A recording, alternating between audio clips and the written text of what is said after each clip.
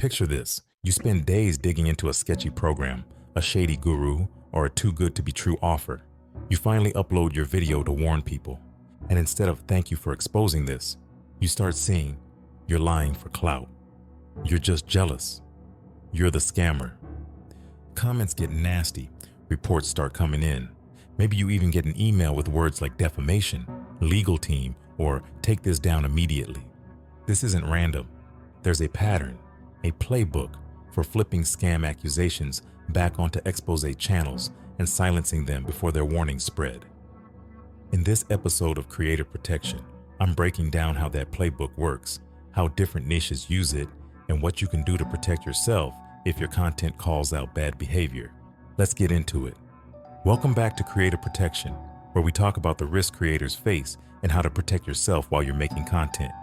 In this episode, we're looking at something more and more expose channels are running into.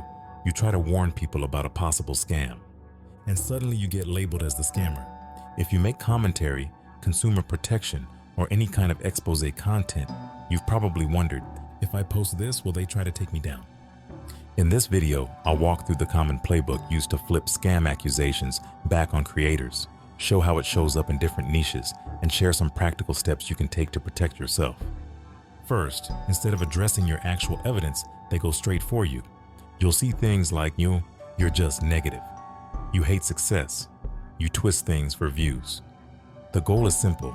If they can convince people you're biased or bitter, they never have to address the receipts in your video. Next, they flip the word scam back on you. Suddenly, your channel is the scam. Your video is defamation. You're making things up for money.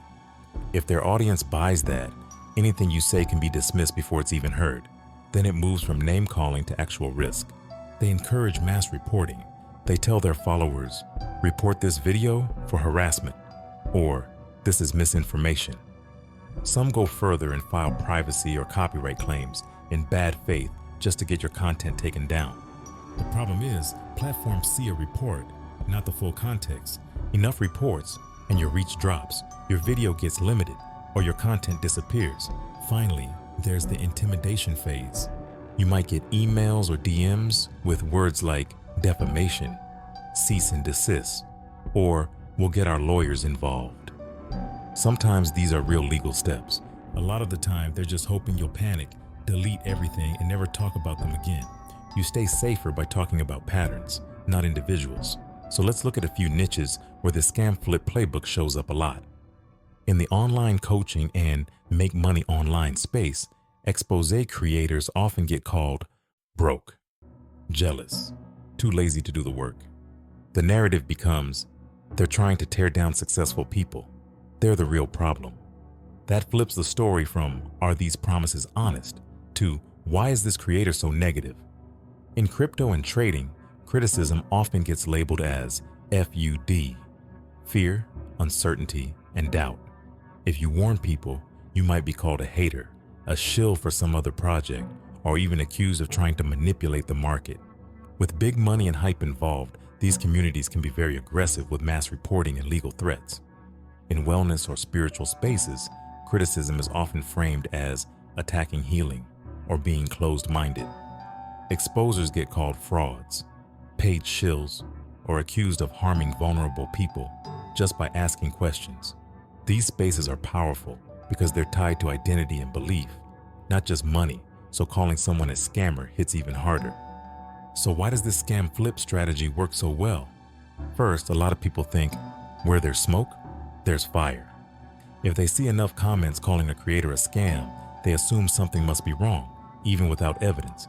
Second, platforms are blunt tools.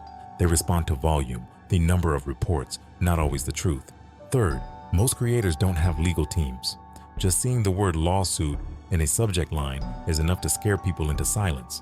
And finally, it's easier for audiences to defend someone they already like than it is to admit they might have been misled. Blaming the expose channel feels safer than facing that discomfort.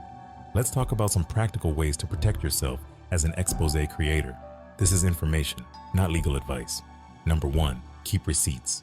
Screenshots, archive pages, recordings of public statements, terms and conditions, anything your claims are based on.